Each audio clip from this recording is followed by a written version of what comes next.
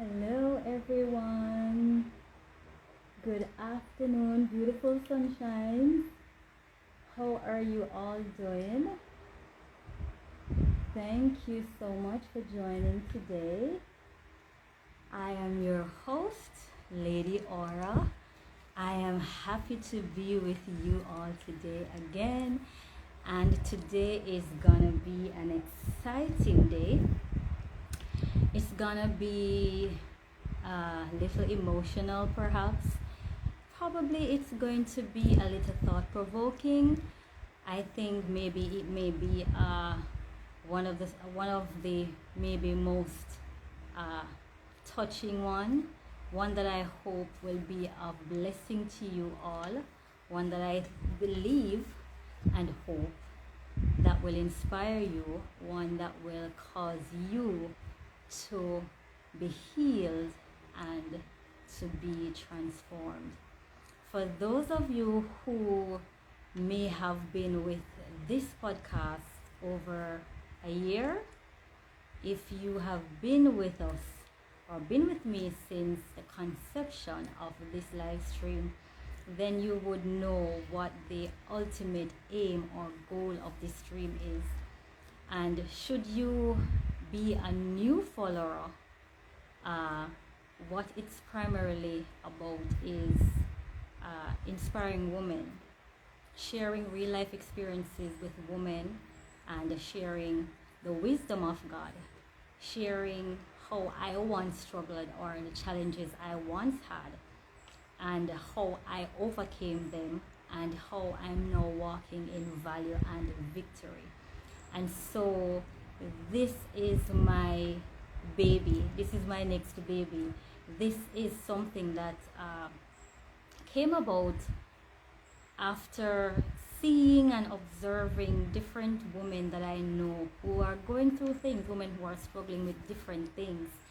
And, the Lord would have, brought the light or shone the light in the areas where I needed to shine my light, and in the areas that I needed to share wisdom and to share real life stories, so that it can help a woman of worth.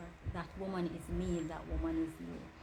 And so I am extremely happy to sit with you today and to share with you today.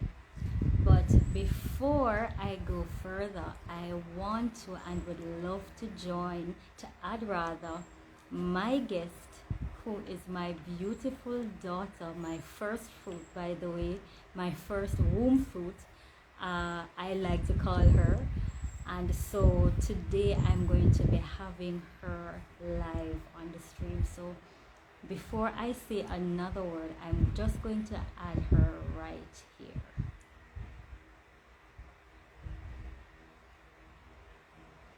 Interim until she joins. Here she is. Push back. It's a little bit close. So, hello. Hey, womb fruit, how are you? Good. How are you? Is it better with the I'm. So, It's great. okay, It's good. great. Fine. Thank you so much for joining. Thank you to everyone who is joining with us live today. I am extremely happy to be here yet another week, another day to share with you all.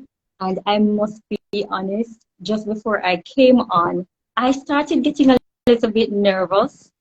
I think maybe because I myself know that this may be an emotional one, because I'm going to be sharing, or we're going to be sharing, a part of our journey on, what our journey was like, mother and daughter, regarding parenting styles, and how too God has healed us and how He has transformed our relationship, making it a beautiful one, making it a blooming one, and making it one that is just filled with love and grace. And so I'd like for you, my lovely viewers, to welcome my womb fruit, my first womb fruit, Devorah. I'm so happy that you're with me today. I was saying just before I added you that this stream today might be a little bit emotional. It Oh, may be definitely. thought-provoking. It may be a little inspiring. It may cause some to raise their brows. Some may even, you know, criticize, some may judge, but at the end of the day, the ultimate goal and my aim to do these trips, not just this one today, but to do these podcasts, these live podcasts, is to inspire women, is to help other women to understand that they too can walk in value and victory amidst any form of struggle or challenges they may face. And I want to thank you all again for joining. Thank you for joining, No. everyone. And again, for the woman of worth who may be watching today, you may be a mom, a single mom, you may be a married mom, you may be a young mom. And when I say young, you may be a young mom in the sense that you may be new to motherhood, or you may be a young mom in age. And I just want to say, whatever facet that you're serving as a mom, and as a matter of fact, even if you're someone who is nurturing someone else's child, you may be a mother to an adopted child, you may be a mother to a niece, a nephew, you may be a mother to your neighbor's child, you may be a mother to just some other child. It doesn't matter, as long as you're a mother and or you are serving children. This one is for you to help you to understand the parenting styles and how they can impact or affect your child's or children's development, behavior, and their decision making. And it's almost as if I don't know where to start. Oh, yeah. Oh my goodness. It's Before before I say anything else, just share whatever you feel free to share at this point in time. Before getting too much into the mhm. interview, just share something about who you are. Who are So you? Who is I Deborah? I must first say I'm my mother's child and I'm my father's child. That's first and foremost. My name actually originates from both parents, fusing the both names together. So my father's name is Devon, my mother's name is Aura, and they just decided to fuse it, and it made the most beautiful, unique child and name I think that has ever graced this earth.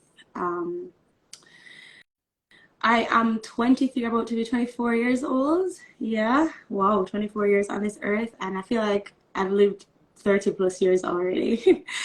But I am an enigmatic, unique, brilliant, creative, thoughtful, wise, humble. I'm just all of those things and more. But the most important thing that I believe that I am is God's child. And without God, of course, nothing in this world is possible. And I feel like, of course, not to get too much into everything, but I feel like this is a journey that is worth sharing because we've gone through quite a bit. As I say, I've been alive 24 years, but I feel like I've been alive 30 plus because there's a lot to the journey. There's really a lot to the journey. So we'll get into it. Awesome, awesome, awesome, awesome.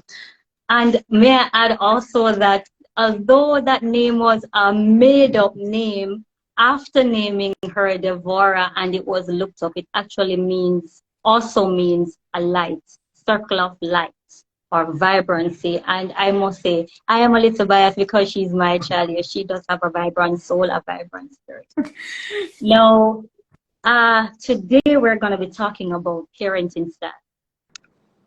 And some of you may be familiar with the term, some may not. Some may be familiar with the types of parenting styles, but may not be sure what category or which of the categories to place it in. And so I am here to share today. We're here today to share on what that is or what those are and how, the different types of parenting styles, how they vary in the characteristics that they consist of, and just how it's good to understand your parenting style as a mother or even if you're a mother to be, maybe you desire to have a child in the near future or the far future, whoever knows. This one is for you, just the same. All right. So according, according to Diana Baumrind, who is a psychologist, she actually researched on middle class Caucasian parents, and there were three parenting styles that was discovered. One was the authoritarian parenting style, the permissive parenting style, the authoritative parenting style, and later Maccabi and Martin, who also did their research, they added another parenting style to those that Diana Baumrind had researched. And the fourth one by Maccabi and Martin is known as the uninvolved parenting style or the neglectful parenting style. Now, with the authoritarian parenting style, that's more of an autocratic or more like a demanding, a power-driven kind of a parent, right? Mm-hmm. And with the authoritarian parenting style, I believe or I think here in Jamaica, well, you are in Canada right now. Remind me, how far our time is, by the way? I'm like an hour. You are an hour ahead of me, so it's 4:15 for you, but it's only 3:15 for me. Okay, great. Yeah. So here in Jamaica, I think, especially I think in the maybe the lower class, maybe, I'm just saying maybe, the authoritarian style, parenting style may be the most prominent one. And these parenting styles are evident for several reasons. And before I get into the factors, let me just say what the definitions for these parenting styles.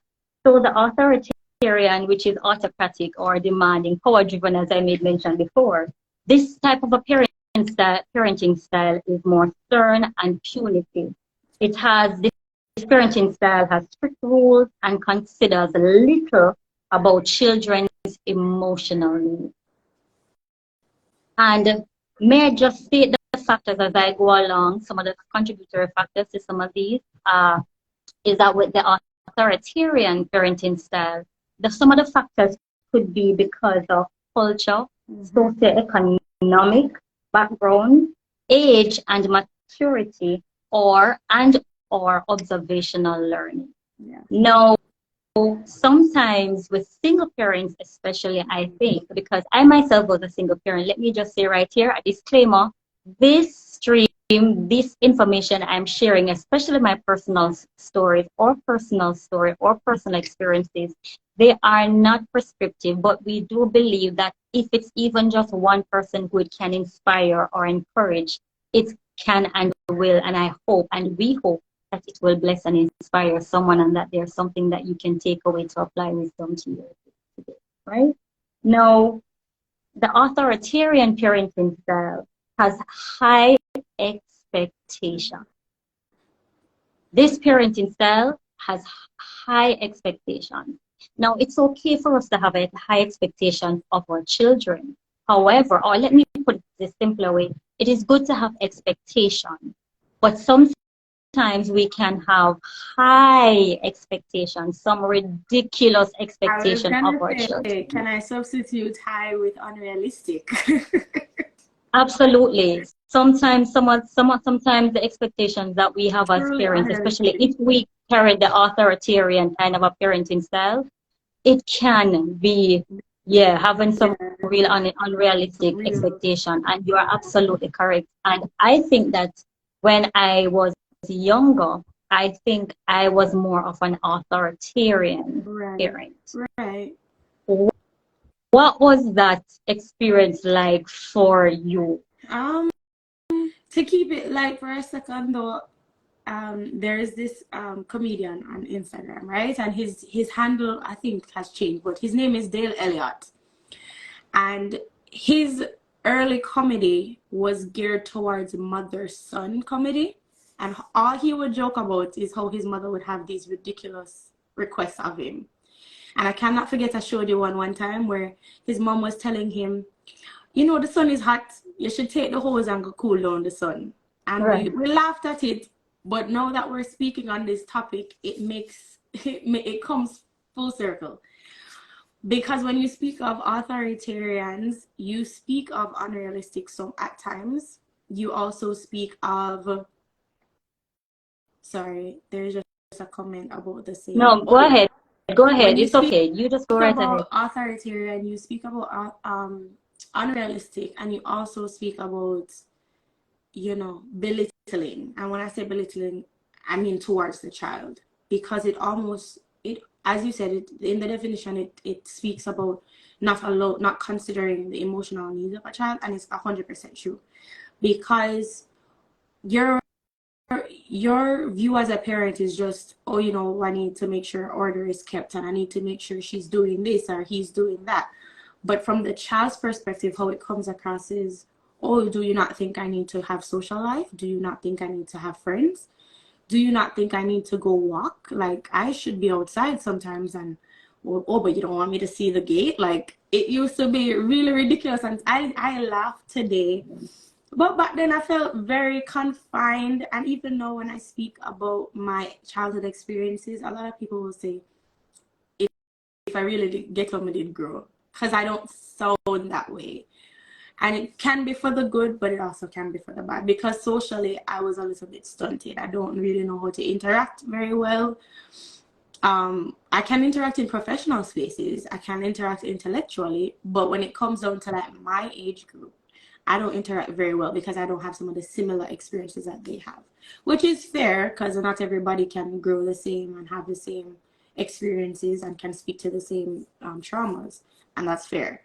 But from the children's I, perspective, it's 100% socially stifling when you're always demanding certain things of a child, when it now starts to impede on the child's ability to enjoy the childhood. you made some excellent points, and you practically touched on something that I see Jada Arena commented here and say authoritarianism is quite familiar to most children in Jamaica, but I must say, whilst it can be effective, it often has a lot of downsides, causing trauma amongst a lot of our nation's Right, children. right, And I do agree that it is effective. It is an effective. As a matter of fact, the first three, or the top three by Diana Baumrind, are effective. The uninvolved, and neglect and or neglectful. That's not so effective at all. So the top three, they are indeed effective. However, it does have some downsides to it, and I do agree, which you just made mention of. Because yes, the authoritarian parent may be very strict, set rules, and of course, rules are very important. right. Set rules and stuff, but sometimes, as you made mention, back in the day, I would say, don't go at the gate, don't do this, and whatever I tell you to do, I expect you. So some of the high expectation is, I expect you to do what I say, do as I do not ask any questions. Exactly. And No this is holds what barred. happens with a lot of the authoritarian parenting style, or the authoritarian parent, where we say, do as I say, do not ask any Do question, not. do not rebut Yeah. me, do not even try to challenge me. And you made mention of something like, are we even thinking sometimes kids need to go outside and play? They need Yeah. to have a social life. And you hit on something which you already run ahead of my podcast, but it's quite okay because we're having a discussion, right? Whereby you made mention of some of the effects that it has negatively, whereby because of how my authoritarian parenting style, the effect that it has on you is that it can, how should I say this? Have an effect, because what we have to understand as parents is that our parenting style can impede on the child's development, like you made mention in the start. So it can affect the way in which our children socialize, not just at their a child's level, but as they develop, as they become adults, which you're saying no, which it is a little bit of a challenge for you to socialize, in a sense, if I may say it It's that hard way, with to your relate. peers, but it's Yeah. hard to relate, Yeah. right? And sometimes there are, and may I just say this to the viewers, there are a number of other reasons, there are a number of other factors that does impact how we parent, as well as how our children's development are affected. So we're not saying here right now that there's any one way, there's any one rule, but we're mainly focusing on the 4 parenting styles and the ways in which they can impact or affect negatively on our child's development, behavior, and decision making, right? And uh, I made mention about the high expectations that parents have of children, the authoritarian parents. And I just want to read from Colossians chapter 3, verses 20 to 21. I want to read from 20 for context. And it says in the Amplified version, you all know I love the Amplified version if you follow me on this stream, which reads, children, obey your parents as God's representatives in all things, for this attitude of respect and obedience is well-pleasing to the Lord and will bring you God's promised blessings. Fathers, do not provoke or irritate or exasperate your children with demands that are trivial or unreasonable or humiliating or abusive, nor by favoritism or indifference. Treat them tenderly with loving kindness so they will not lose heart and become discouraged or unmotivated with their spirits broken. Right. No, that's a load of wisdom right there for all parents. A load of wisdom. Because growing up, verse 20, I would often hear, children, obey your parents, because this is the Lord, and fine. It's true, it is the word of God. I agree, totally agree. But then you would never hear the part, growing up, I never used to hear the other part that follows that says, parents should not provoke their children to wrath. And until I discovered that, I remember growing up, there was a time when we repeated, growing up, myself and another sibling repeated that to our mother as we got a little older.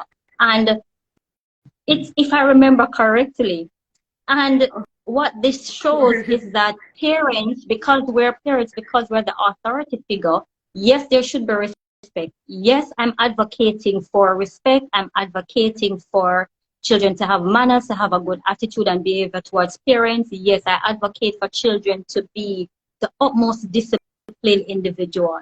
However, I can now speak from a different standpoint because of the wisdom of God, because of how God has caused me to understand differently how our parenting styles can affect, our child or our children's development, right? Yeah. Well, oh boy, this is so funny that the script, you always, when we speak, normally you will say a scripture and you will interpret it the spiritual way, and I will interpret it the literal, physical, non-spiritual way. And that scripture just reminded me of like hearing other, you've never done this to me personally, but I've seen it happen to a lot of children. I've heard it, where parents will, often embarrass their children in the middle of like devotion or in front of the school, or, drape them up and, right in front of their friends and stuff like that. So I was like, when you said that scripture, I was just like, well, I didn't have it that bad.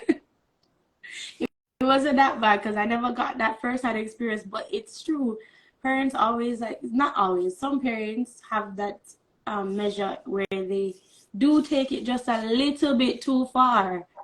They take it just a little bit too far, and they always want to find the things that speaks to their side of things, and they don't want.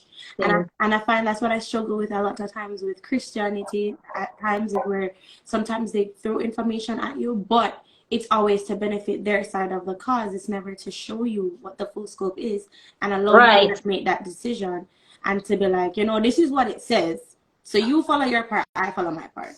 Because I never knew that side of it until, as you said, I remember you and my aunt used to say that to my grandma. You'd be like, well, don't provoke your children. And when you said that, it just brought back quite a few memories.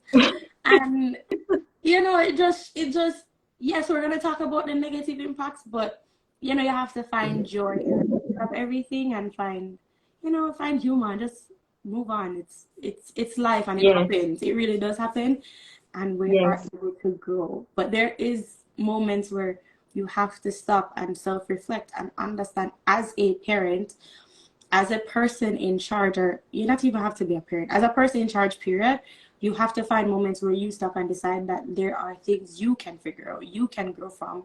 And likewise, you can learn from me and I can learn from you just the same. Absolutely.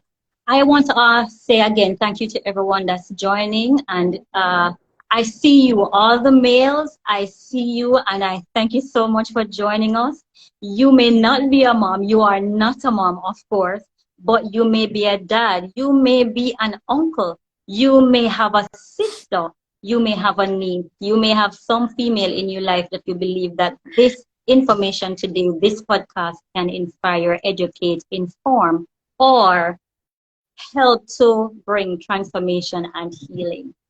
And also, I want to thank you guys, everyone who is leaving their comments. I see another comment here that says, yes, the corresponding section of the scripture, parents tend to conveniently forget it and sometimes don't take responsibility. You just mentioned something, Deborah, and in addition to what the comment here is saying, that sometimes parents don't take responsibility for the hurt that they cause children. But can I say to you today that it takes wisdom? It takes wisdom, number one. It takes humility, number two. It takes grace, number three. And it takes obedience, number four. Now, we're not here to condemn, criticize, or judge any parent who may be struggling with this challenge, this thing, because I was there. We were at a place where we had our struggles. And so try not to be too hard on yourself, because sometimes with time, with age, with maturity, with observing other individuals' lives, these things sometimes impacts or influences our life. And last week in my interview with my guest, Jeline Henry, she made mention when I asked the question, is she easily influenced by society? And she said, of course, we're all influenced, pretty much was what she was saying, by society, whether negative or positive. However, she's not easily influenced in a sense where she allows society to depict what her future is. Yeah. Right. It's the, and she what she does is she allows the different influences that comes in to be filtered through the word of God, which is absolutely amazing. Right. And so later I'm going to get down into it. Later we're going to talk about how I got there, because I was not there at the place where I used to take that full responsibility. And sometimes too, we may not take full responsibility too for the hurt that we cause our children because of ignorance. Sometimes because we see certain things model, like I made mention, some of the factors that can impact our parenting style is the culture. And it could be the culture in our homes, it could be the culture in our environment, it could be the culture of our nation, period. So sometimes because we see something as the norm, because we see something modeled before us, because we've never seen anything different, sometimes it's maybe a little bit of a challenge to do something different, as well as sometimes we may see something that looks different from what we're used to, but we don't know how to interpret it, we don't know how to receive it, and therefore, because we don't understand all of those things, we don't know how to apply otherwise until maybe the revelation of God comes to us, or until we, as you made mention, we do some form of an introspection to look back and to see, hey, what's going on? What did I just do? What did I just say? How did what I just say how did it impact the child or the children? How did it cause them to feel? But again, it takes some level of maturity to be able to respond differently, and sometimes again, in our culture in Jamaica, we may say, me not apologize to no pitney because a them are the pitney, me and the all adult and all these foolishness. But it doesn't mean that we cannot apologize to our children. After all, you're human beings. They are human beings. They have an emotional side to them, just in the same as adults. We do have an emotional side to us. Yes. And I am a single mom now. And my daughter is not even 2 years old.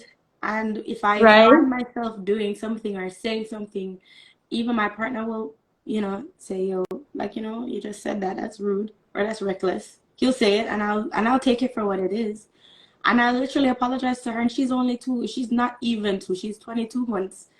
And I will still find myself taking accountability for the things that I say that may be inappropriate or unnecessary, and find some space to learn and move forward. It's for all of us. It's literally not to point the finger, it's to reflect Yes, and look within. It's not to say, oh, you're a bad parent. No, because you make mistakes, it right. doesn't make you a bad parent. And I think, too, the authoritarian type style of parenting kind of it, and maybe that's why we grow up and start to act in that way, where as soon as someone makes a mistake, we treat it as like the world is going to end. We treat it as though, oh my God, why did you do that? You're so stupid. You're so dumb. Like, how could you make such a mistake? We're humans. We are allowed to make mistakes. And I feel like the authoritarianism kind of also like influences that thought process, to think that you associate mistakes with being stupid or being dumb or not being good enough, because oh, I have so much expectations of you and you should get it right. There is no room for mistake. There's no room for failures. But there is, and like we should give each other some grace in terms of to learn. And even the things you're gonna discover here today is gonna, it like, just take it with a grain of salt. It's not the end of the world.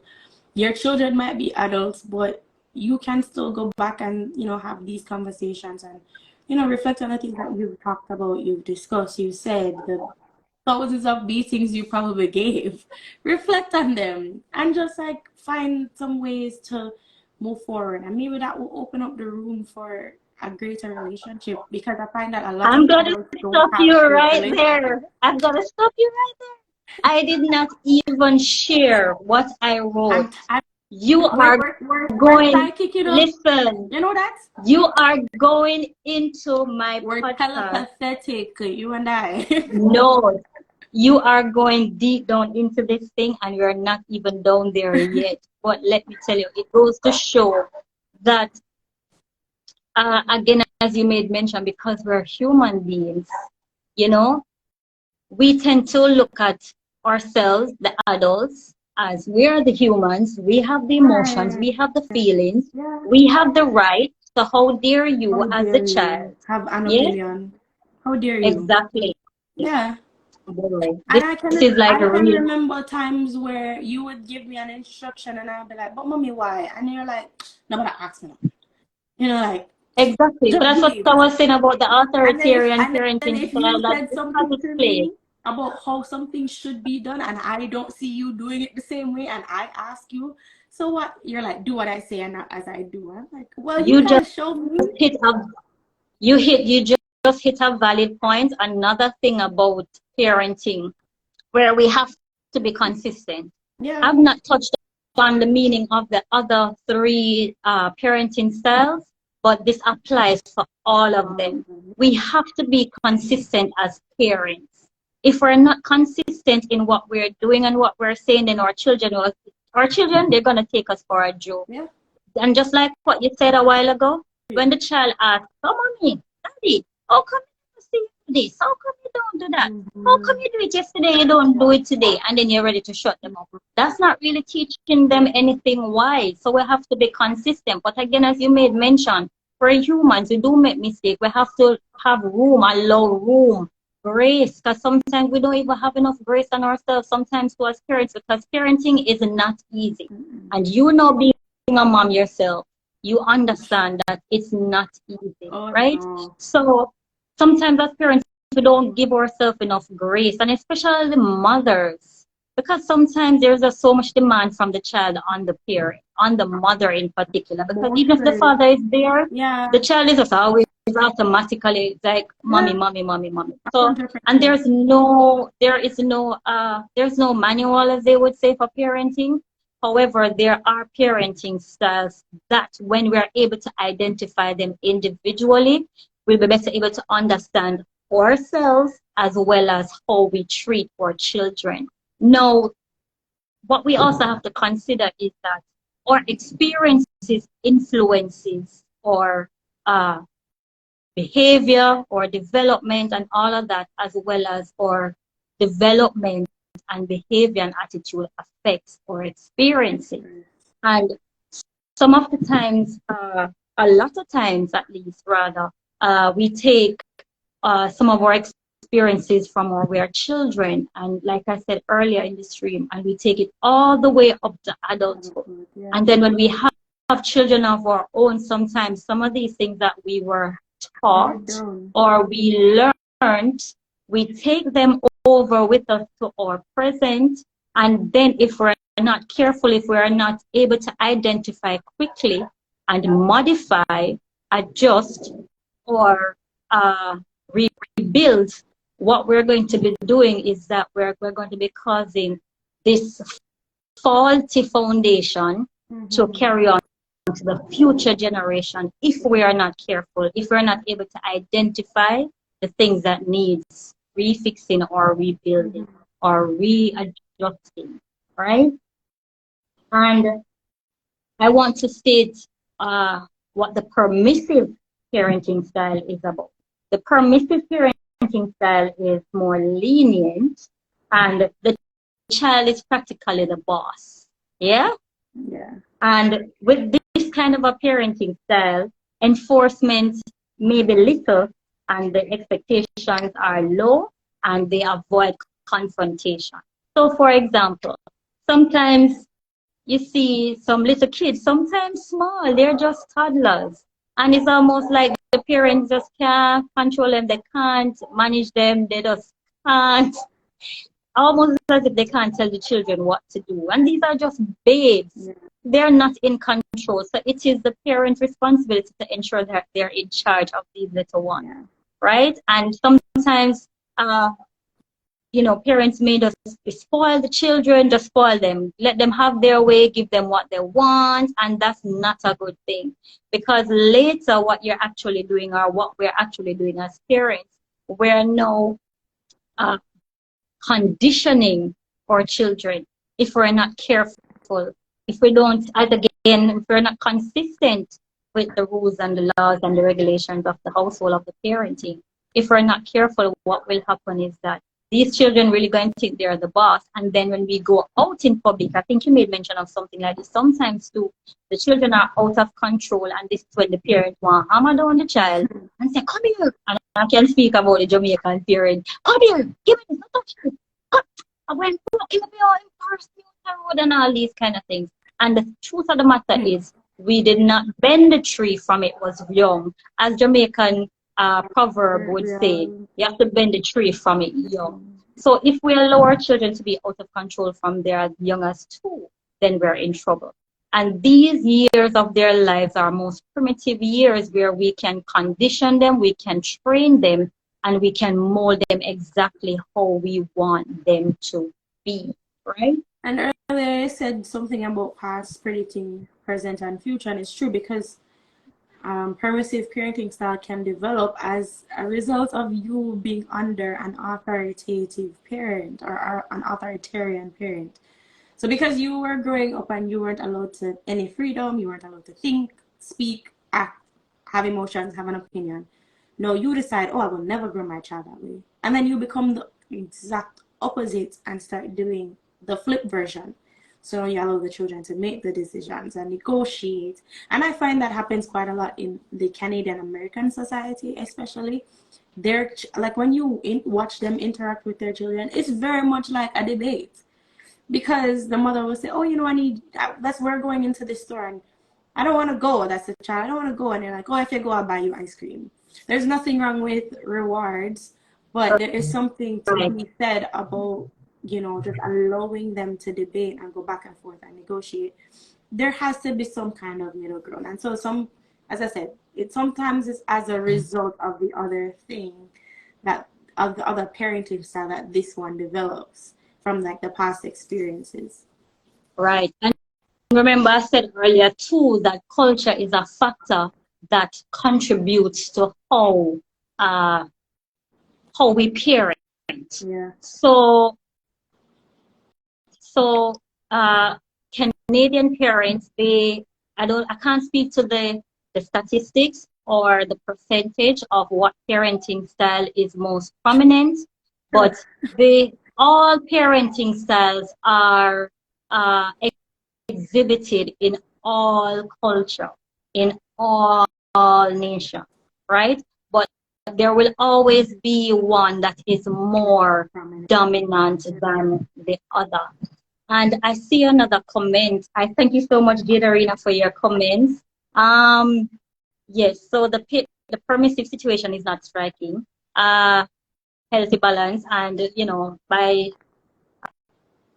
between the parents and children by setting boundaries. It's not a striking healthy balance between the parents. Okay. Not at all. It does not strike that great balance, but we're going to now get to the one that strikes an excellent balance between permissive and authoritarian. The authoritative parenting style is more democratic and is considered to be the most effective parenting style. Why is that? So you may ask, this is because this type of a parenting style, the parent is more sensitive and responsive. Yeah. The child is being asserted. They problem solve together. They communicate with the child, allowing them room or giving them room to speak. Of course, there are boundaries, but you give them the room to speak and speak respectfully, but you're giving them a voice. Because again, these parenting styles can affect the development of our children, because what will happen if we don't give our children these rooms, what will happen later on is that, oh boy, there's so many different things that develop when we don't parent properly, right? And again, we're not judging any parent here. We all have our own struggles. We all have our own challenges. We all have different hurdles to jump. We all have different battles that we're fighting. Right. But this podcast here is meant to inform, educate, and aid in the best way possible for you to learn from our experiences and how we've been from broken to healed, and from just getting by to being transformed, and God just doing a wonderful thing in our lives. Now, as mother and daughter, we've always been close. We've always been together until she left me and gone to Canada. Just kidding. So but we decided we're gonna be under the same sign and everything.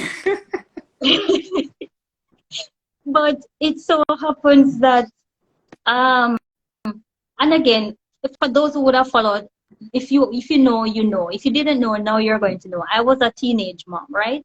So just imagine a teenage mom taking care of a baby. Teenage mom now have nothing to do with, she have no place in the with a child at that point. But God, I would say, allowed it to happen, because had I not have this young woman, I would not have become the best version of myself, a mother that I am today, so that I can be an even better mother to my younger child. So I am super grateful. And of course, I'm not advocating for teenage pregnancy. What I'm advocating for, if the child becomes a teenage mom, do not throw her out with the bathwater, throw the baby out with the bathwater, as the proverb saying would go. What I'm saying is that give her support, show her that there is more to life, that this life that she has brought into the world is a blessing, is an inheritance from God. This child whom she has brought in the world, it does not mean it's the end of the world. It means that if we nurture them the best way we can as their parents, they can be the best version of themselves too. They can come to know and recognize that God truly indeed is love, and He truly cares for them, and He's gracious and merciful, and will allow them to do what is right for the best for their children, right? So going back to the authoritative parenting, they implement rules just like everybody else. However, and the expectations, of course, but things are explained. So this is quite the opposite of the authoritarian parents, right? So with the authoritative, that's a striking balance between the permissive and authoritarian, right? So I would say this is a very good parenting style. Now, as I made mention, I was an authoritarian parent. I can now proudly say I am an authoritative parent. And again, of course, a part of that change is one because of uh, the wisdom and the revelation of God, of course, that makes me to understand, where I falter, where I went wrong. And also when I sit and I look around me, especially in the space that I work, I observe that they treat and deal and handle their children in a different way than maybe those who are on the lower line. Now, I was a parent who was on the lower line or the lower, what you call that, Middle to level lower in class. society. Yeah. I would say middle to lower. I wouldn't say just lower. Because I think there was some middle You're classes correct. There is already. lower, yeah. Middle to lower. You're correct. Middle to lower. Yeah. And when I saw the middle and upper, the other Yeah. tier to the middle and the upper, Yeah. I observed. It's different. And I was saying to myself, God, what is so different about these people? Yes, they may have some resources more than others, but there's something different in how they treat and deal and handle their children. Yes? And I started thinking to myself, whoa, this is actually something good. So what I'm saying is, going back again, can society influence us? Yes, bad and good, negative and positive. But we have to learn to take the positive and see what we can apply to it. So we can learn by observation. So sometimes we don't have to go through some of the same things we see with parents and our grandparents go through in order. No, we can see something different and query about it, investigate it, be inquisitive and want to know more about what you're seeing, because maybe what you're seeing, you prefer what you're seeing as opposed to what you saw growing up. So if what you're now seeing is something that strikes your eye, strikes your ear and your soul, and you want to be a better individual, go right ahead, seek it out, ask questions, ask yourself questions, ask God questions. Lord, what are you saying? What do I need to do? How can I be a better parent? How can I be a better individual? And again, there's no manual for parenting, but we all can aim and be a better version and absolutely the best version of ourselves, right? And reinforce. So again, boundaries are important. They are necessary, and they do help our children to go a very far way, right?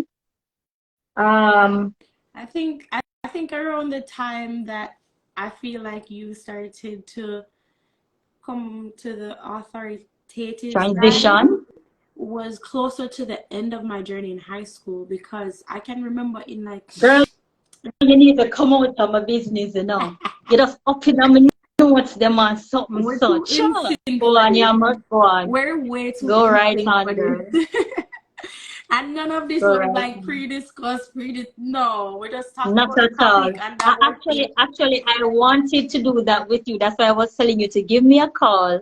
Oh Yes, yes, up to yesterday, and it just never happened. never So worked out, and it's but we're quite still, fine. but God just has us on the same plane mentally and spiritually, Yes, go right because ahead. Go right ahead. I feel like based on from what I was receiving from you, there were times in the latter part, especially when I was in fifth form and in sixth form, and I think it also had to do with my change in behavior, because by that time I think I was settling down more, I was focusing more, I was less idling, less of all of that, and I think around that same time though that you started to come over to my side, because I could tell you that I wanted to join this school club and I wanted to stay back here after school, and you would allow me to.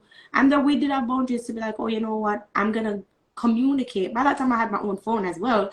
Yeah, man, girl, na 64, my 64 never phone, and I could communicate with him and be like, you know, mommy, I'm going to stay back and go to this, and I'm going to stay back and go to that.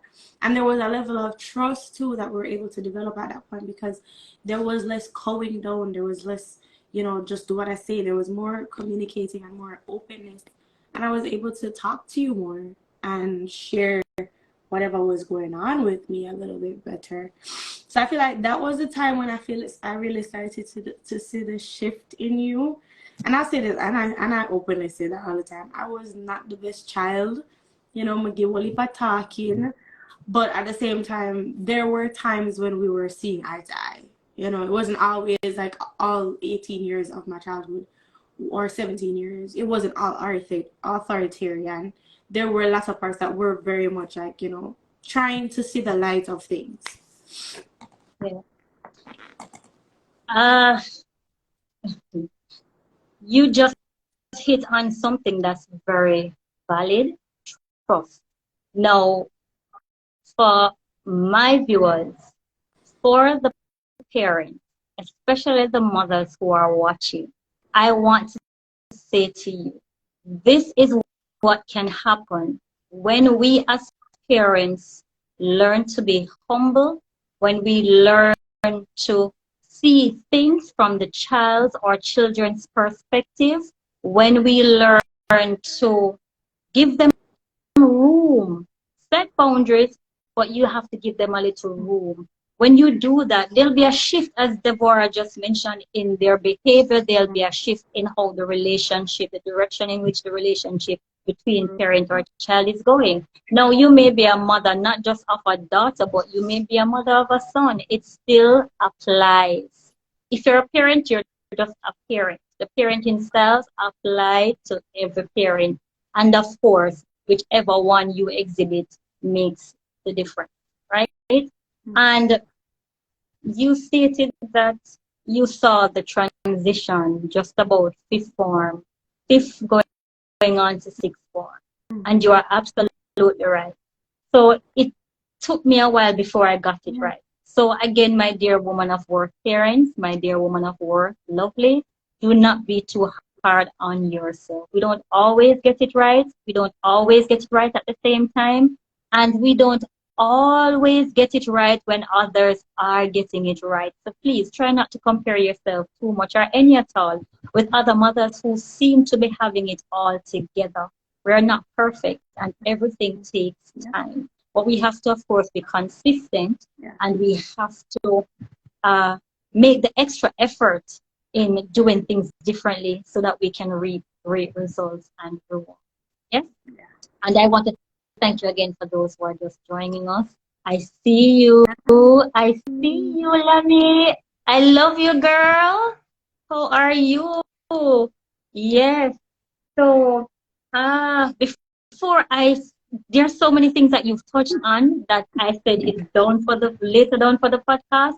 But I just want to state all these little things and then get down into the nitty-gritty. Right? Yeah. And I want to touch on the fourth parenting style, which is the uninvolved parent or the neglectful parent. This parent, we don't even need a definition for this one because it speaks volume for itself.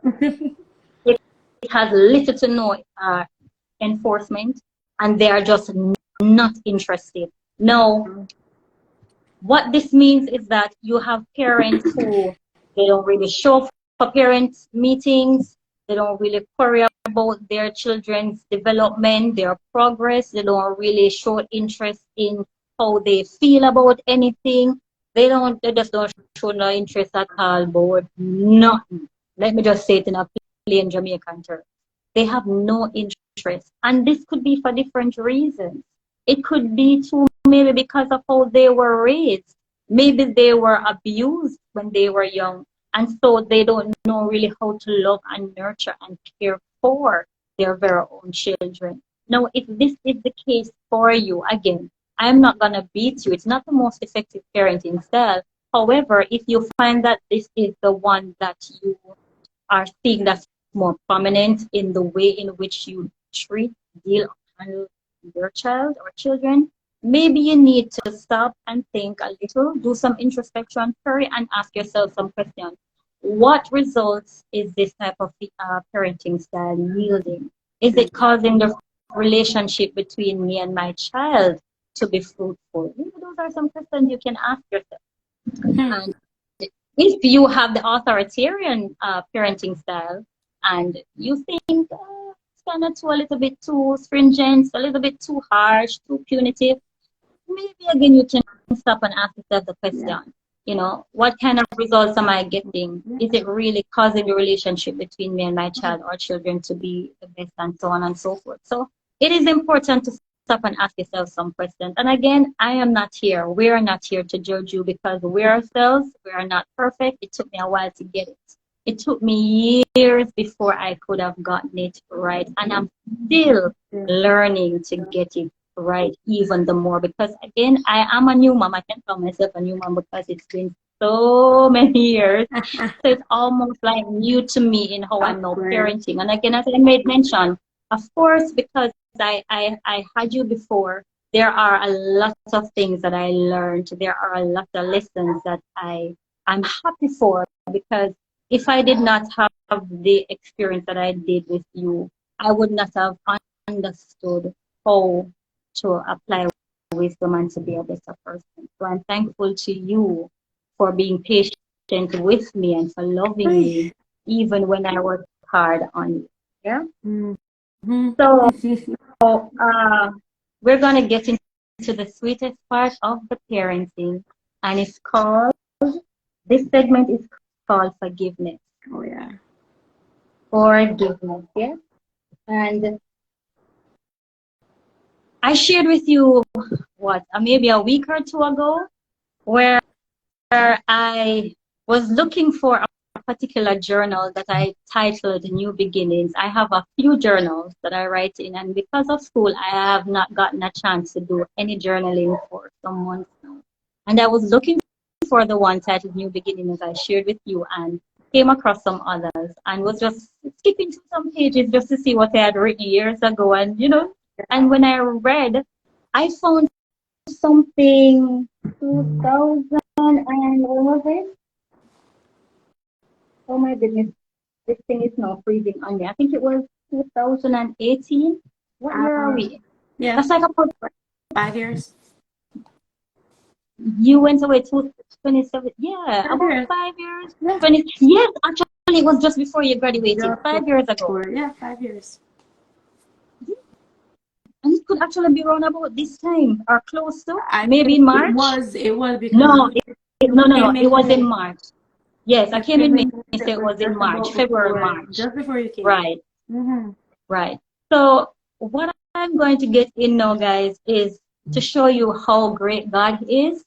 And remember earlier when we touched on parents being responsible to take action to take responsibility rather for their actions, about parents needing to do some introspection. Parents also need to apologize to children and stuff like that. Remember I said it took me some time, and sometimes we just don't even see we do nothing wrong. Yeah. Sometimes again we're just ignorant of the whole matter. Yeah.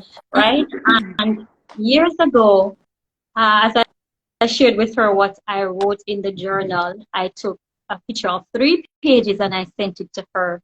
And when I found that, I was like crying my eyes out right when I sent it to her, because I was just looking back and saying, wow, God, look what you have done. Mm-hmm. Bear in mind, as I say, we've always had a good relationship, but it got even better and sweeter, right? Mm-hmm. And nothing beats sweeter, right? And I remember, before I go into that, I remember a few years, I think before that, 2 younger family members once said, we seem to have the best, or one of the best relationships as parent and child in the family. Yeah. And I was saying, well, we didn't get there overnight. We didn't see it that way at the time. Right. Yeah. But when I do see it now. Right. But I was just saying, well, lots of praying, and at that point, God was just doing something great where He just humbled me. That's all I can say. He just humbled me. And as parents, we have to learn to be humble. We weren't really interested in gloating either, and I think that's why we weren't really focused on the outcome. We were just focused on getting better, and I think that made it better, that made it sweeter, that made it just prettier. Because it's like when you're doing something for sure to prove something, it shows that you're doing it out of wanting to the world. Kathy, see you. Thank you all for joining. All the lovely men, I thank you for joining. Remember to share with your ladies. So yeah, and it's also for you, all the males who are on, it's also for you. Hey, nephew, I see you. Thank you for joining. It's also for all of you males, because you two are fathers and we're sharing on parenting styles, and this is of some importance and can be of some help for you today. Yes, go ahead. So yeah, so I didn't, yeah, when we weren't focused on the outcome, we were more focused on getting to a better place. And it shows, because now when you are at the better place, it just looks pure, it looks natural, it's from the heart. It doesn't look staged and, you know, professionally captured by footage, because all of these things happen in real time. But luckily you were journaling, because otherwise these things probably would have gotten lost in the years. Yes, in the memory. That is so true. And I'm grateful for a friend of mine who told me years ago. I mean, I said this to you all the time too. I always used to hear people journal, but it's almost like I didn't understand what it means until I actually started. And when I was looking back through those journals, I'm happy that I really did, because what journaling does, it allows us to reflect.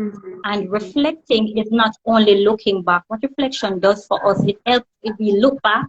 But then after looking back, we are able to analyze what happened. And after analyzing, we now have the ability to apply what we've learned from the past experience to the present, so we can be better individuals for the future.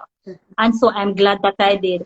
And as I was saying before, that when I look back in the journals and I saw them and I shared with you, and I was like, wow, God, look what you have done for us. And at the time, we were just having a conversation over the phone that night. It was in the wee hours of the night, because we used to talk very often. We still do talk regular, but not as much, because of course we have responsibilities, parents. Yes, we're parents, and school and work and the whole life, right? And so when I look back and we were having a conversation, and you mentioned again about trust. What again we're saying here now is that our parenting styles can affect our children in such a way if we do not know how to manage our parenting styles properly. And I would say especially the top three, because the number 4 parenting style, that needs to done, dash and be forgotten, although there are parents who are like that. But the 4 parenting styles, for those who are just joining, the 4 parenting styles that we're talking about today are the authoritarian parenting. That's the parenting style where the parent is more authoritative. It's more of an authoritative, power-driven, do as I say, don't ask no questions, and that kind of a thing. Then you have the permissive parenting style, where the parent is more lenient. It's almost like the child is the boss. They just pretty much let the child have their way. There's little to no boundaries and stuff like that. Then you have the authoritative parenting style, which is a great balance between the first two, which is saying that you assert your child, you communicate with them, you allow them and give them room so that they can have a voice, respectfully, of course.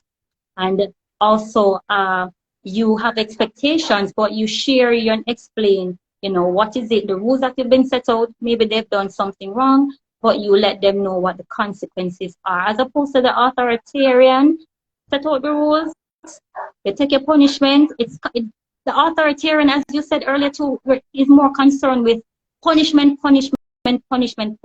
And research has shown, as a matter of fact, that one of the most effective way to have a good relationship with your child or children, or to have them do what you want them to do, is not the punishment, but is the enforcement. Enforce the behavior that you desire, the desired behavior that you want to see, you enforce it.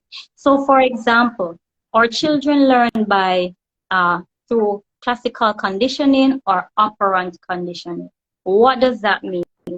The classical conditioning is where children learn by association, right? The operant conditioning is where the child or children learns through reward or punishment. Yes? So, for example, the child does something good, you praise them, you reward them. Yes? They may do something bad and you may punish them. But punishing, and you have positive and negative punishments, positive and negative enforcement. Now, that's another story for me to get into another day to explain further what am I saying, because that's all psychology right there, right? But just to just make it simple for you all who are watching, if you want to get the best results, reinforce the behavior that you want to see rather than punishing the child. Research speaks for itself. You don't believe me? Go ahead, do your research. Don't take my word for it. Do your own research, investigate. And when you do that, it will actually be helping you to be a more understanding parent, a parent who is more responsive and stuff like that, right? So with that story now, when you shared about the trust issues that you had and stuff like that, you could pin it to where it came from, where it all started. Back in the days, I didn't see myself as a parent who has caused you any pain. Not that I was like thinking that I was beyond whatever, I was perfect. No, but I was just blindsided. Right. I was just blindsided to see that, I caused you hurt too. But it was not until that night while we were talking and you were expressing, and I listened and allowed you to vent and express yourself, your feelings, your emotions, your everything.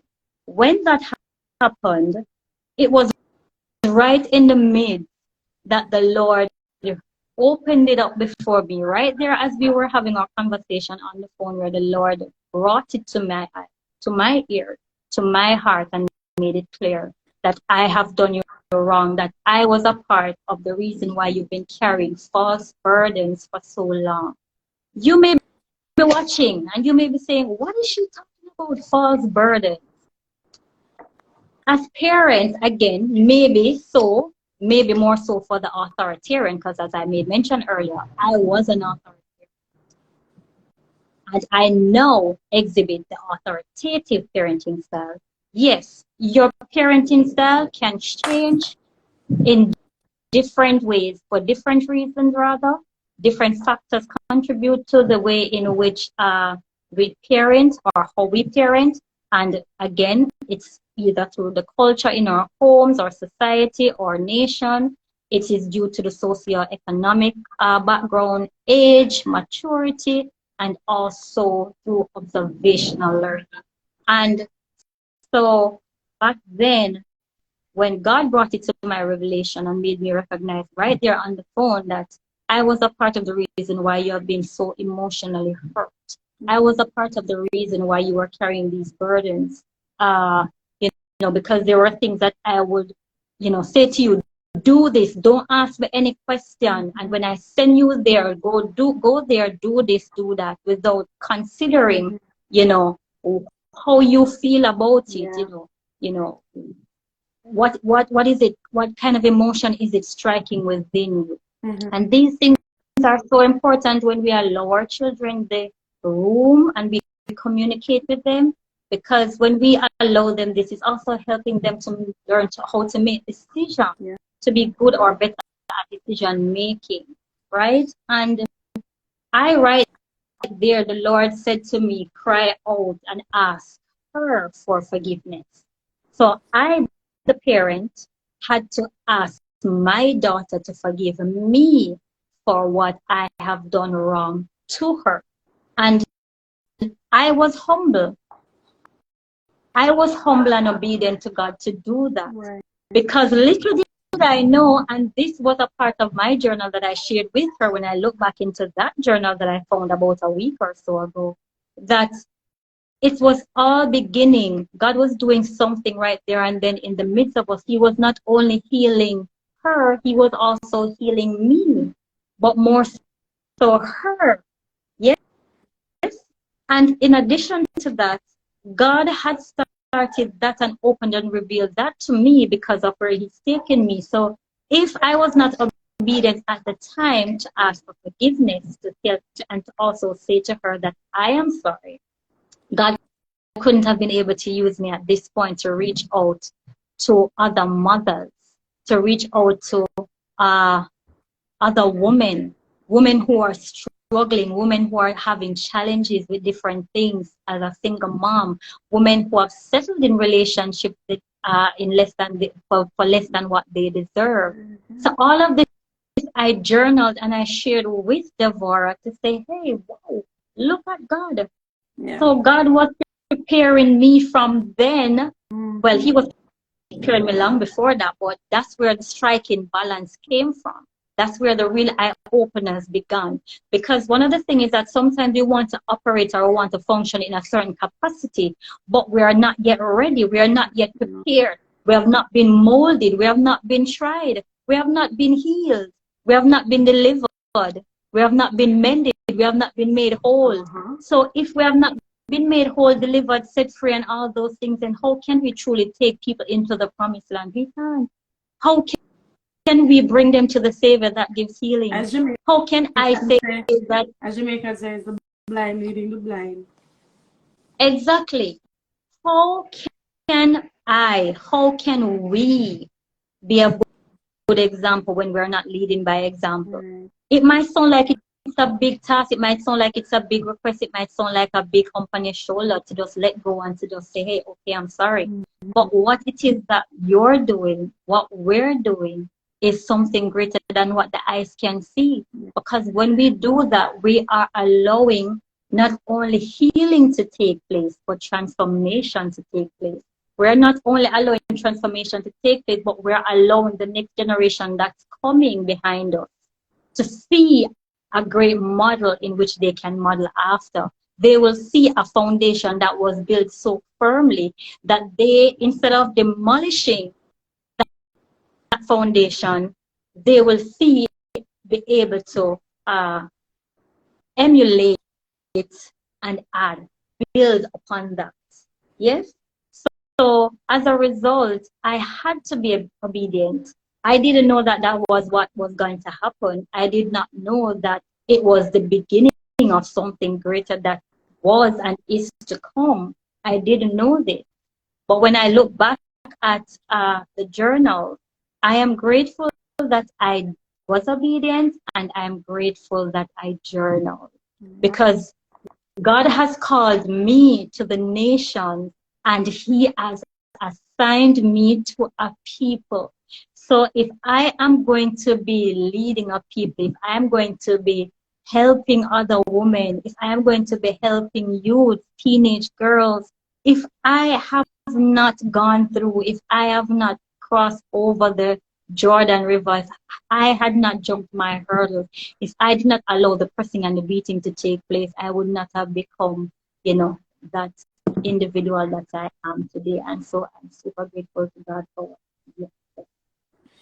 So yes, the Bible says that to forgive. There's this famous scripture that we all probably know as Jamaicans growing up, where it says, Lord, forgive me of my sins. Forgive me of my sins. But we forget the part where it says, and forgive those that trespass against us. We forget about the part where we are to forgive those who trespass against us. We have forgotten about that part. So we always want things to work in our favor. We always use things to our convenience and draw it up as what you call that, or ammunition, and forgetting that there are other people that we have to consider. We have to be merciful and gracious. If we're not, then I don't know. We have to be merciful to others so that mercy can be extended to us. Yes? So forgiveness does a great wonder. Forgiveness does a great wonder. So may I just take this moment and say to you, my lovely woman of worth community, never think that you're too big. Never think that you're too old. Never think that you're too much of an authority that you can't say, I am sorry. And yes, to your kids, to your children, you're doing a great deal and a great wonder for you, your children, and your children's children. Anything you want to share on that before I go? Continue. Forgiveness for me isn't something. Let me not say that. Saying I'm sorry is not something I've struggled with. I've never struggled with apologizing. correct me if I'm wrong. I don't think I've ever struggled with that. If you say I've done something, I can not tell you that I have not done it. From your perspective, that is how you felt, that's how you perceive things, and that is what you got from me. And how dare I tell you otherwise about how you feel? I've never struggled, even in my adult life, I don't struggle with saying I'm sorry or accepting responsibility. Because I know what it feels like to be on the receiving end of somebody not accepting the wrongs that they've done towards you. Whether it was coming from parents, whether it was coming from friends, I've been on that side of things where I was wronged and I never got apologized to, and I was never, given the grace and given the space to say, "Oh, I forgive you." So I don't struggle with that, but I do. I won't say I haven't struggled with it, no, but I have struggled in the past with forgiving people even when they did not say sorry, because I felt like in order for me to move forward, you first have to acknowledge what you did. But not everybody is willing to do that. And if you've wronged me, but you don't think you've wronged me, I can't force you to apologize or accept responsibility. And then I'm going to walk around with that weight for the rest of my life because you don't think you've done nothing wrong. So technically, you're walking around with your head in the cloud thinking you're a great person or you've done great things, but you don't think that. But I don't think that, but you think that about yourself. But I know that you've wronged me, but you don't feel that way. So I know have had over the past like 3 years, and still I'm trying to learn to forgive and move forward, even when I do not get an acknowledgement of that wrongness, even when that person has no qualms with what they've done. I've learned to just be like, okay, I see what is happening here. And I think we talked about this maybe a month or two ago. I was dealing with a situation with family, and I was struggling with how to move forward with this person because I do have to, they're in my family, they're in my daughter's life. I have to move forward with them. But how do I do that if that person believes that they've done no wrong? And I remember you said to me, of course we talked about forgiveness, but I remember you said to me, sometimes some things are not worth acknowledging or are not worth a conversation, because if you know the conversation is not going to be fruitful, it's not going to come out to anything, no, there will be nothing positive coming out of that conversation. Why have it? Why ignite a conversation that may fuel things? And I had to just understand that this is who you are. That's who you've shown me who you are. I know I need to cleanse my heart of whatever I feel like you've done to me, and I need to forgive, and I need to move on. And that's the most important thing about forgiveness, whereby sometimes as individuals we may be forgiving somebody of something because we want them to acknowledge what we're saying, when that might not even be a true way of expressing that a person is sorry. Because if we're saying we're sorry because we want the person to just acknowledge, and acknowledge meaning, for example, I'm saying, I'm sorry, Devorah, just because more you recognize, say, hey, me I say it, me I do something, so you need to acknowledge, so me I do it. You're basically putting the ball back in my court so that if I mess up, I look like the bad person. But that's not what it really is about. Apologize, forgiveness, or saying one is sorry is really about, for me at least, is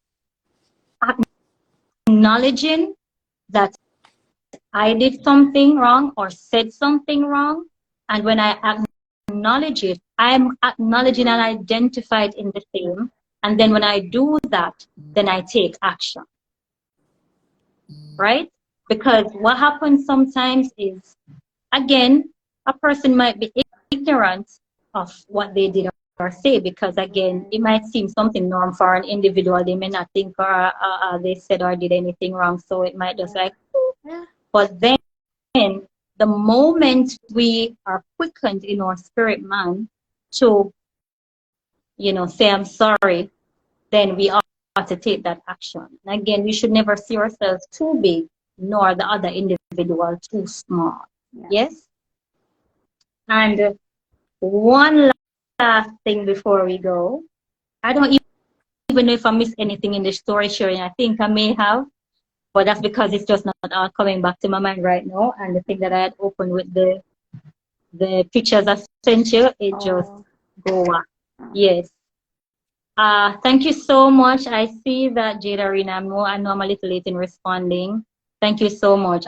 All but for the grace of God. You know our story, girls, so it's all but the grace of God that we're giving thanks to. And a happy Mother's Day to you, sweetie. Happy Mother's Day to all the mothers who are watching and for those who will be on the rebound. All right.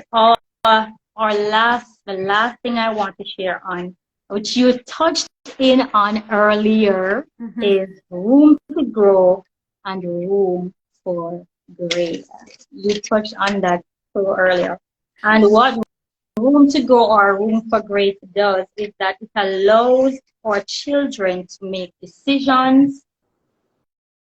When we allow them rather to make decisions on their own, it allows room for growth for them. Now, our children, they may not always make the decisions that we're pleased with. They may not always do the things that we like. But especially when they're adults, we have to give them the room that which they need to make decisions on their own.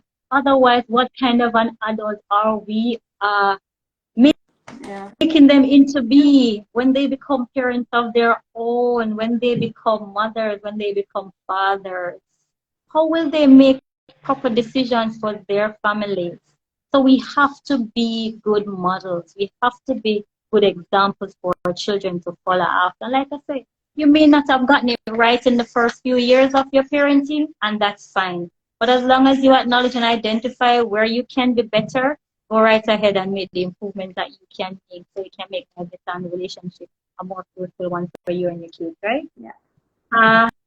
Also, we have to learn to trust their judgment. It's not easy.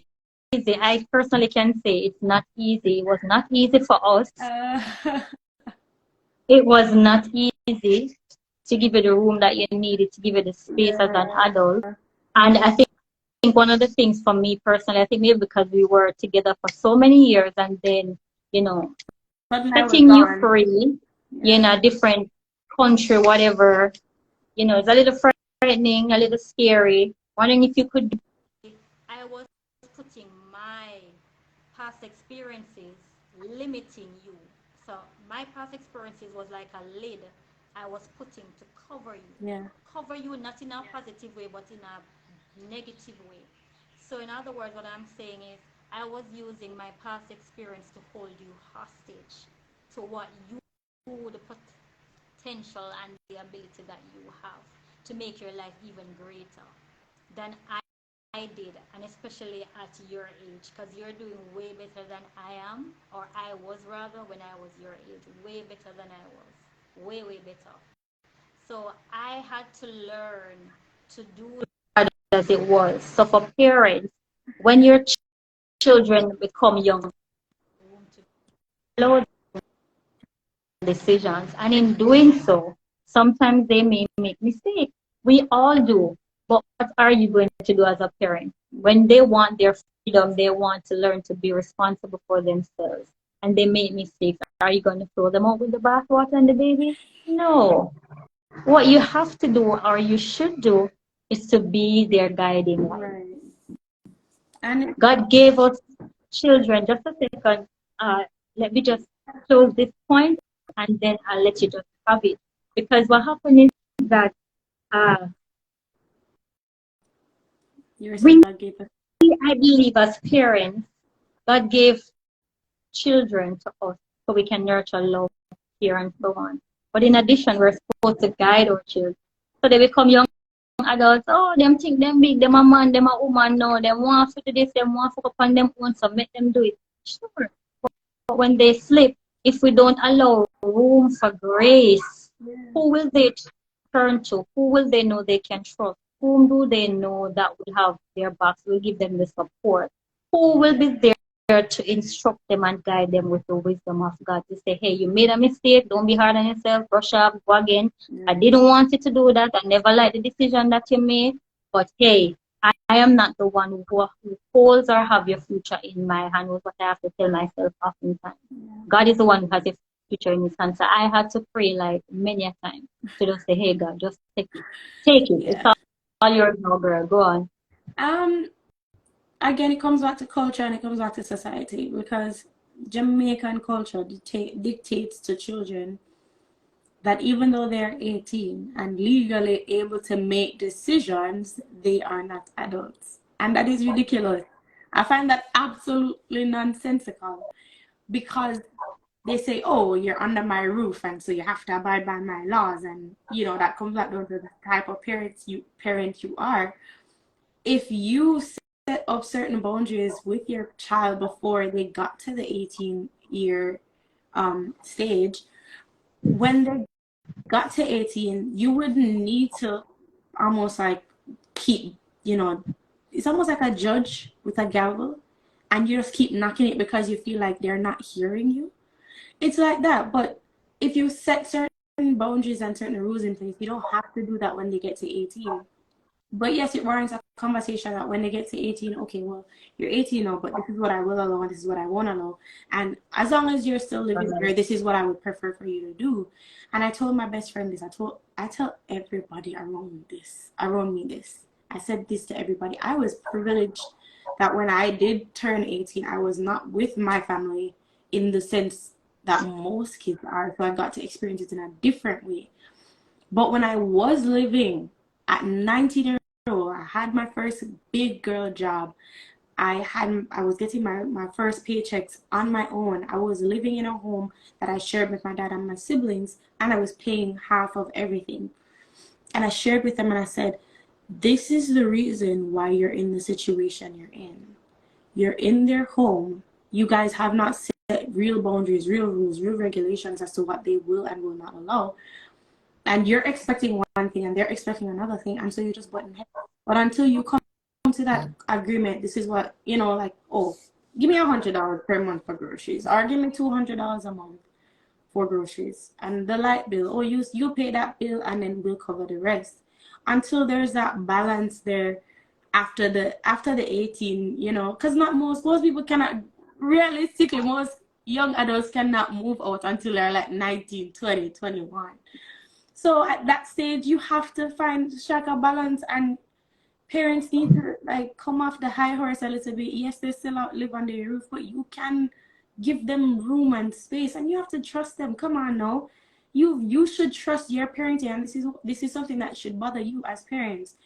If you do not trust them at an age where they are an adult or a young adult, what does that say about your parenting?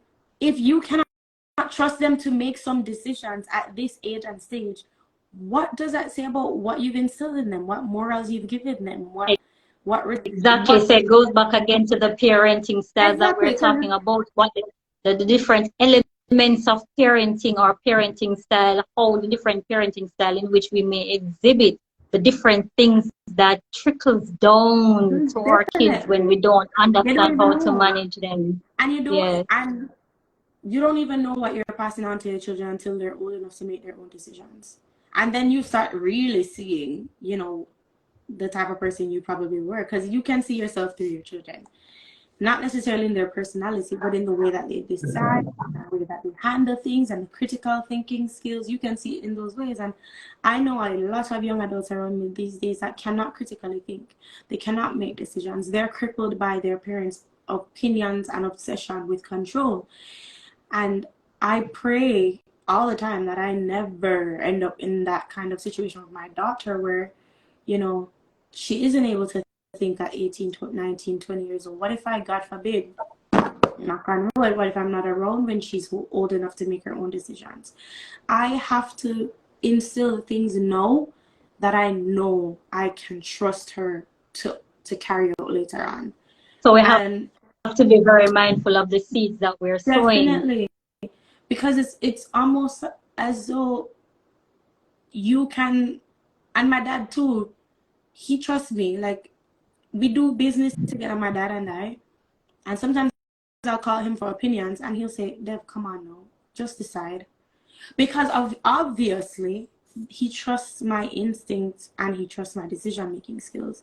For years, I was under his driving insurance because he trusts my instinct and my decision-making skills.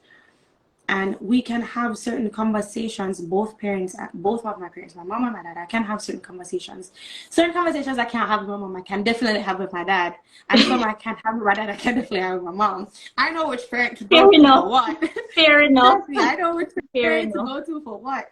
And again, I identified that early on in terms of what type of parenting, and I didn't necessarily know the name of this type of parenting, but I knew what and that's child was. And I knew that early on that when I got to a certain age and I was an adult, this parent is gonna be this type of person in my life, and that parent's gonna be that type of person. And in the end, I have super supportive parents either way. My dad supports everything I do. You know, I have been able to fall on my face a couple of times, and he has been around, and I can see growth in him to the point where I can say, yeah, I can go to him and express myself and have serious conversations and expect serious answers and serious opinions. Same with my mommy. And I'm just blessed, to be honest, to have that experience. Most children don't have that experience. I don't wish it on my worst enemy to not have support, even as an adult.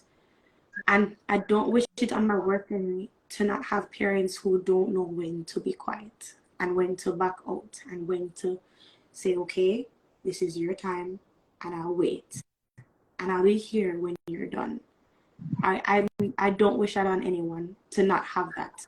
I wish every parent could be that for their adult children, their young children, even your young children. Let me not just Jules, that's a blessing. It is a blessing, Jules. That's a Jules. A blessing. Because even young children, sometimes Amora is my daughter. When Amora was a little bit younger, a little bit less balanced, and was just learning to wobble and all of that, I remember people used to, like, when she would fall, they would look to me almost as if like I'm supposed to have the answer. Yeah, like I'm like, for what? For what reason would that's how she's going to learn. Ever going to learn? And then we're teaching them actually to learn. Yes. And they'll rush on, and I said no. I said, listen, every time she falls, don't make a sound, do not pick her up, because this is the framework for what I want her to be. And my daughter is very independent. When she knows it's dinner time, she starts taking out the plate and she brings it to me. Exactly. She's done eating, she picks it up off the table and she pushes it out and she's like, I'm done.